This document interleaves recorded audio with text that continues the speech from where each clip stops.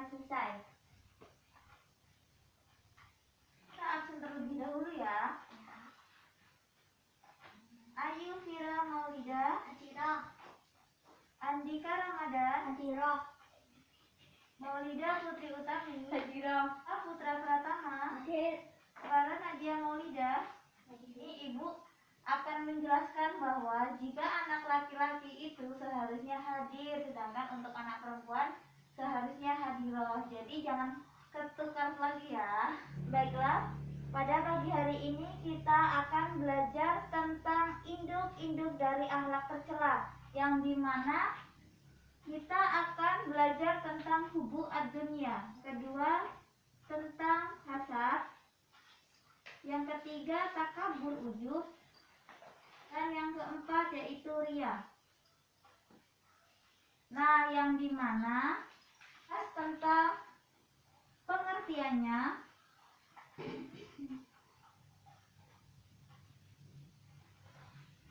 dalil,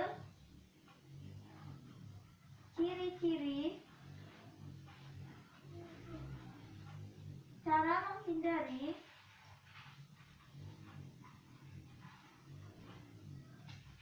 dan yang terakhir kita akan membahas tentang contohnya. Nah, yang pertama kita membahas tentang hubu ad-dunya, yang artinya cinta akan dunia. Hubu ad-dunya atau cinta dunia ini bahwa seseorang itu menganggap segala sesuatu semuanya itu tentang uang, harta, dan tentang keduniaannya saja.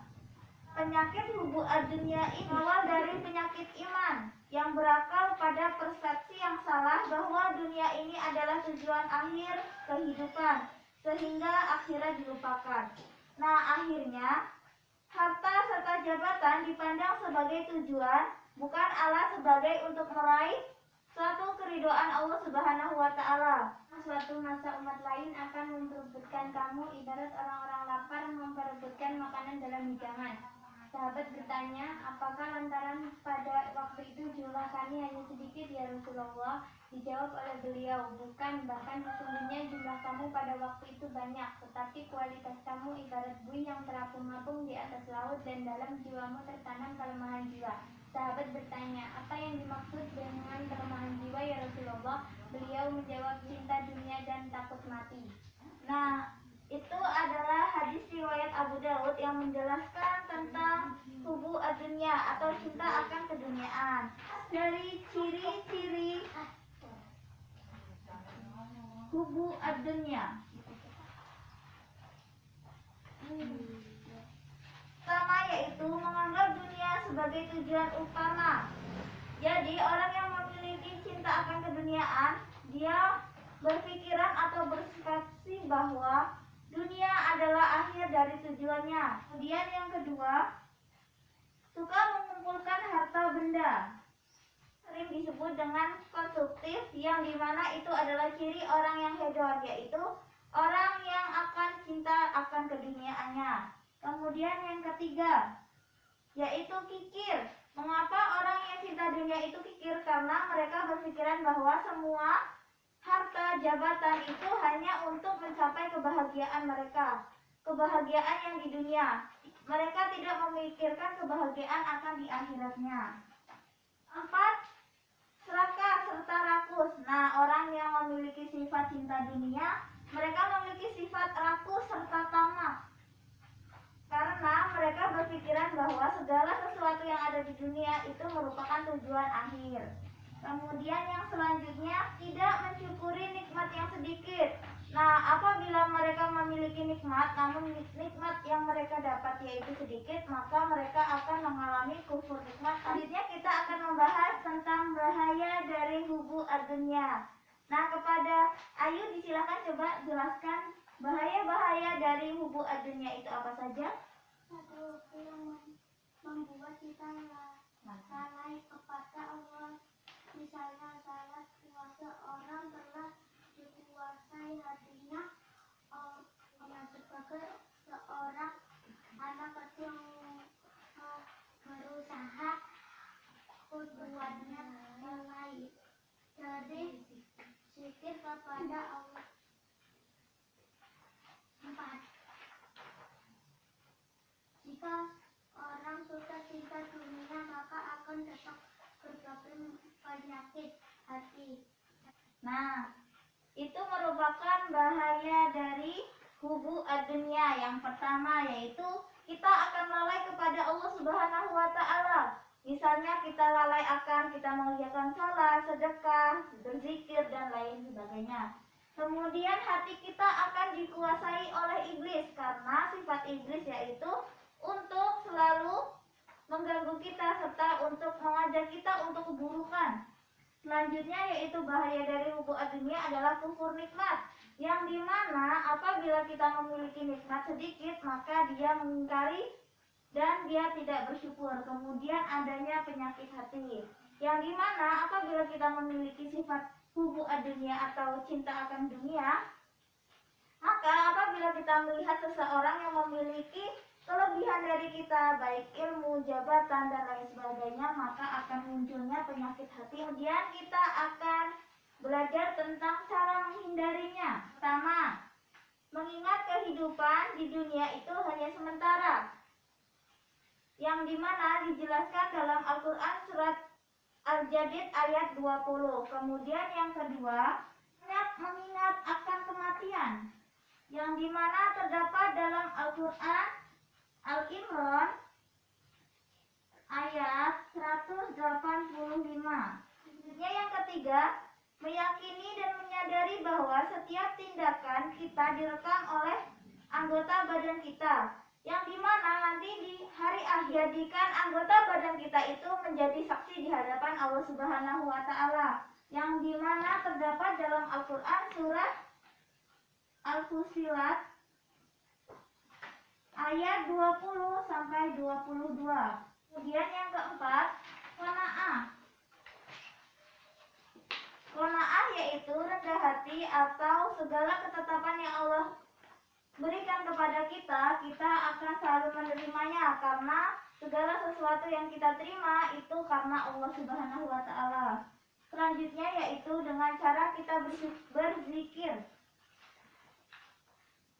Karena dengan cara berzikir kita akan selalu senantiasa mengingat keagungan Allah, mengingat Allah, serta kita akan terbiasa pula tidak akan melakukan kesalahan karena kita akan senantiasa mengingat Allah.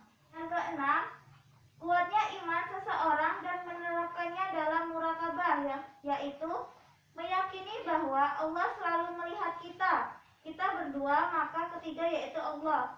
Nah, muraqabah ini misalnya dalam kita melakukan sesuatu, misal dalam hal kita melakukan kejahatan, kita akan selalu senantiasa mengingat Allah bahwa Allah itu Maha melihat dan kita selalu dilihat oleh Allah Subhanahu wa taala. 7 yaitu pengabdian penuh hikmat, yang dimana kita dapat melakukannya ketika kita sholat. Ketika sholat kita harus penuh hikmat atau khusyuk agar kita senantiasa ada yang kita lakukan akan mendapatkan pahala serta diridhoi oleh Allah Subhanahu wa taala. Yang kedelapan, sadar bahwa dunia dan seisinya merupakan titipan dari Allah Subhanahu wa taala. Yang kesembilan yaitu kita senantiasa harus bersyukur, karena dengan kita bersyukur kita akan terjauh dari sifat hubu ad-dunya atau cinta akan dunia. Nah, yang selanjutnya kita akan membahas tentang hasad. Hasad yaitu sifat dengki. Orang yang hasad menginginkan kenikmatan yang diperoleh orang lain dan berharap supaya berpindah kepadanya. Ia juga tidak suka apabila orang lain memiliki kenikmatan yang lebih, dan dia akan selalu berusaha agar kenikmatan itu berpindah kepadanya, bahkan kenikmatan itu tidak diperoleh oleh orang lain. Ciri-ciri dari sifat hasad itu ada 3. Yang pertama, adanya sifat sombong. Kedua, adanya sifat serakah. Dan yang ketiga, adanya sifat hasud.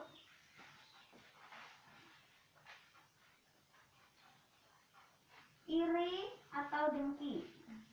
Selanjutnya kita akan membahas tentang bahaya dari sifat hasad itu sendiri. Bahaya dari hasad itu sendiri yang pertama, adanya sifat iblis. Mengapa demikian? Karena orang yang memiliki sifat hasad akan dipengaruhi oleh iblis. Nah, contohnya pada waktu itu iblis diperintahkan untuk sujud kepada Nabi Adam alaihissalam, namun ia mengingkarinya karena ia merasa sombong bahwa ia diciptakan dari api sedangkan Nabi Adam diciptakan dari tanah. Maka ia tidak ingin atau tidak mau bersujud kepada Nabi Adam. Selanjutnya, hasad dapat menghancurkan atau merusak tatanan dari masyarakat. Yang ketiga, orang yang memiliki penyakit hasad maka dia tidak pernah bahagia.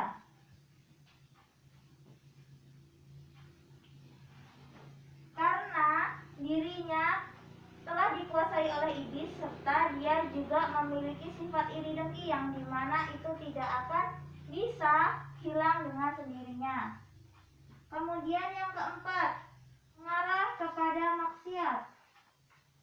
Contohnya yaitu menggibah, mengumpat, serta berdusta. Kemudian yang selanjutnya, sifat hasad juga bisa mengarah kepada fisik. Misalnya dapat mencelakakan orang lain yang memiliki kenikmatan yang lebih dari kita. Selanjutnya, dirumuskan pelakunya masuk ke dalam neraka karena sifat hasad itu adalah sifat yang dibenci oleh Allah Subhanahu wa Ta'ala. Sifat hasad juga dapat menyakiti hati orang lain. Karena itu kita dianjurkan atau kita tidak boleh memiliki sifat hasad. Selanjutnya, sifat hasad menyibukkan diri dengan hal yang tidak bermanfaat. Nah, hal-hal yang tidak bermanfaat itu seperti menggibah, mengumpat, dan lain sebagainya. Selanjutnya, dengan adanya sifat hasad dapat mematikan hati karena sesungguhnya apabila kita memiliki sifat hasad, maka hati kita akan selalu dikuasai oleh iblis. Terakhir, membuat dirinya hina di hadapan Allah Subhanahu wa Ta'ala dan di hadapan sesamanya. Nah, selanjutnya kita akan membahas tentang cara mengobati sifat hasad itu sendiri. Nah, cara mengobati sifat hasad itu sendiri dibedakan menjadi 6. Kepada Putri disilakan. 1. Menanamkan kesadaran bahwa sifat dengki akan membuat seseorang menderita batin. 2. Menumbuhkan kesadaran bahwa akibat dari dengki itu adalah permusuhan dan permusuhan akan membawa petaka. 3. Kita saling mengingatkan dan saling menasihati. 4. Bersikap realistis melihat kenyataan.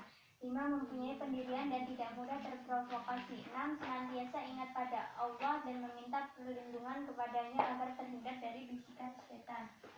Nah, iya betul sekali. Nah, cara mengobatinya dengan cara menanamkan kesadaran bahwa sifat dengki akan membuat seseorang menderita batin karena selalu dikuasai oleh iblis.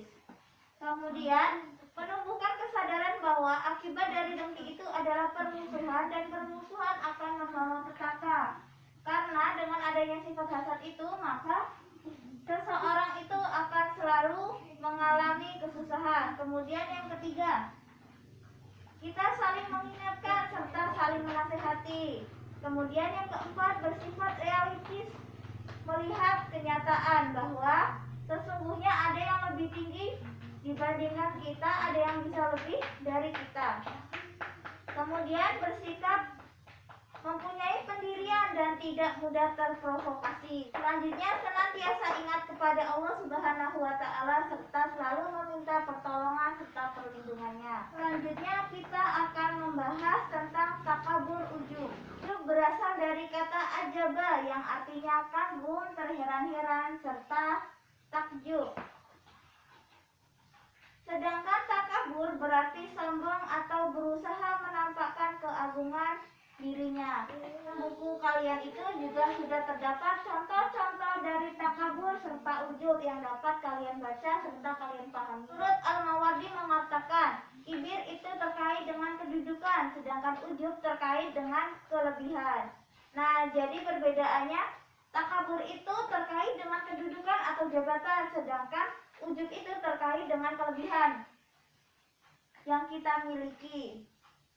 Jadi seseorang yang memiliki akhlak kibir atau takabur membesarkan dirinya melebihi kapasitas orang yang sedang belajar, sedangkan orang yang memiliki ujub memandang dirinya banyak memiliki kelebihan sehingga tidak perlu lagi untuk menambah ilmu. Dari penyakit takabur dan ujub. Ujub atau takabur karena kelebihan fisik, misalnya tampan, cantik, kuat. Kedua, ujub dan takabur karena kekuatan fisiknya dalam melawan musuh. Yang ketiga, ujub dan takabur karena ilmu, akal, serta kecerdikannya dalam memahami ilmu-ilmu agama serta urusan-urusan keduniaannya. Takabur karena keturunan, misalnya karena dia keturunan dari konglomerat, keturunan dari bangsawan, dan lain sebagainya. Dan takabur karena banyak anaknya yang dapat diandalkan. Dan takabur karena harta yang berlimpah ruah. Karena dia memiliki harta yang berlimpah ruah, maka dia takabur serta ujub dengan merasa sombong. Nah, selanjutnya kita akan membahas tentang bahaya takabur dan ujub. Rasa sombong atau takabur, sebab memang ujub itulah yang menyebabkan salah satu dari berbagai sebab kesombongan timbul.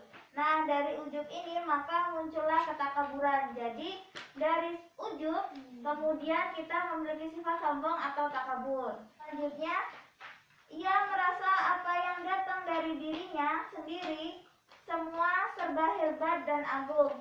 Nah, yang dimana dia tidak mengandalkan atau dia tidak bersyukur atas kehendak Allah. Dia berpikir bahwa segala sesuatu yang dia miliki, yang dia dapatkan itu semata-mata dari dirinya, dari kerja kerasnya saja. Ujub dan takabur, seseorang kurang sadar terhadap kedudukan dirinya. Ia memuji-muji dirinya bahwa dirinya lebih unggul, dirinya lebih hebat dari siapapun. Namun, sebenarnya bahwa dia tidak memiliki apapun yang wajib dia agung-agungkan, karena segala sesuatu yang dia miliki itu semata-mata karena Allah Subhanahu wa Ta'ala. Bahaya-bahaya takabur yang lainnya dapat kalian baca serta dapat kalian pahami dengan mudah di buku tersebut karena ibu sudah menjelaskannya secara rinci. Selanjutnya kita akan membahas tentang cara untuk menghindarinya. Pertama, yaitu kita harus memiliki sifat percaya diri. Tetapi jika kita sudah memasuki ketakaburan dan menganggap rendah orang lain, inilah yang dikatakan ujub dan dilarang oleh agama. Jadi kita wajib percaya diri, namun kita tidak boleh sombong akan segala sesuatu yang kita miliki. Kedua, kita harus ingat serta sadar bahwa dalam sejarah orang ujub, takabur dengan kekuatannya, maka Allah yang akan menghancurkannya, karena Allah tidak menyukai orang-orang yang sombong. Kita juga harus sadar ilmu yang kita miliki sangatlah sedikit dibandingkan oleh ilmu Allah Subhanahu wa Ta'ala. Ukuran kemuliaan seseorang di hadapan Allah Subhanahu wa Ta'ala karena menentukan kemuliaan serta ketakwaannya. Nah, di sisi Allah, di hadapan Allah, seseorang itu dilihat dari ketakwaannya saja. Kita juga harus ingat bahwa harta yang kita miliki juga titipan Allah Subhanahu wa Ta'ala dan berfungsi sebagai jalan untuk melakukan kebaikan serta jalan untuk melakukan ibadah. Selanjutnya yaitu sifat riya atau memamerkan sesuatu kepada orang lain. Nah, riya adalah mengerjakan suatu perbuatan atau ibadah untuk mendapatkan pujian dari orang lain, bukan karena Allah Subhanahu wa Ta'ala. Orang yang riya tidak ikhlas dalam beramal. Ia senantiasa pamer dan cari perhatian supaya mendapat pujian, sanjungan, dan pengakuan. Nah, adapun firman Allah yang menjelaskan tentang sifat riya itu sendiri ada 3. Pertama, Al-Quran surat Al-Ma'un ayat 4-7. Yang kedua, Al-Quran surat Al-Baqarah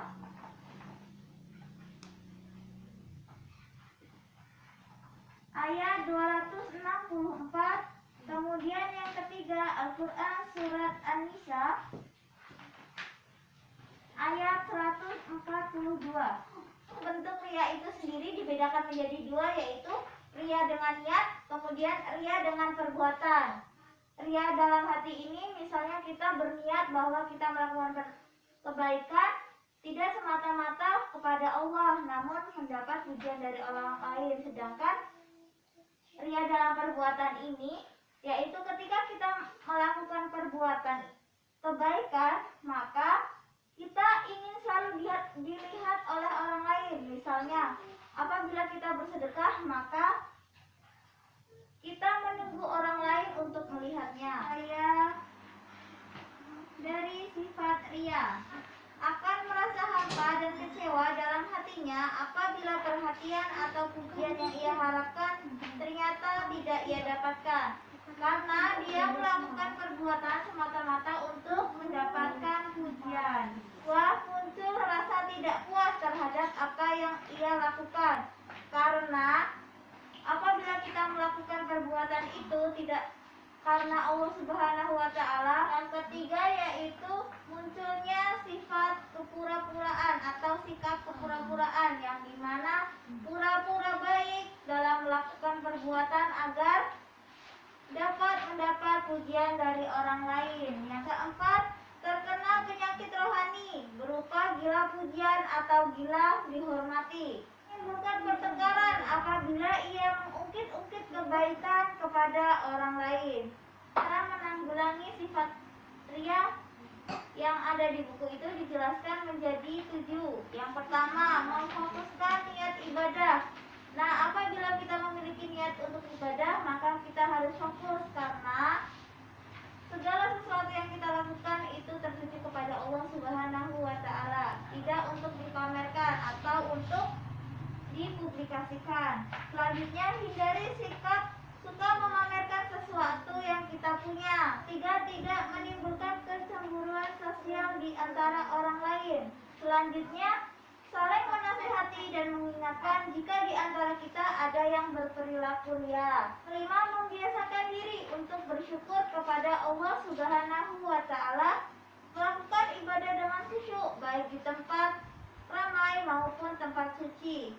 Selanjutnya, yang terakhir, senantiasa berzikir kepada Allah dan selalu berlindung kepada Allah agar dijauhkan dari sifat ria serta sifat buruk atau akhlak tercela lainnya. Demikian materi yang dapat Ibu sampaikan. Selanjutnya, kalian Ibu minta mengerjakan soal yang sudah Ibu siapkan di halaman akhir buku kalian. Kemudian di akhir pembelajaran kalian kumpulkan dan akan Ibu bagikan pada minggu selanjutnya. Selesai anak-anak? Sudah. Baiklah, dikumpulkan ya. Ya.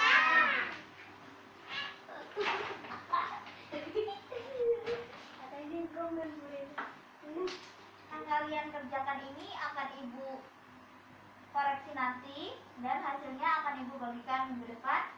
Nah, untuk hari ini Ibu sudahkan pembelajaran pada hari ini juga. Kepada Allah Ibu mohon ampun dan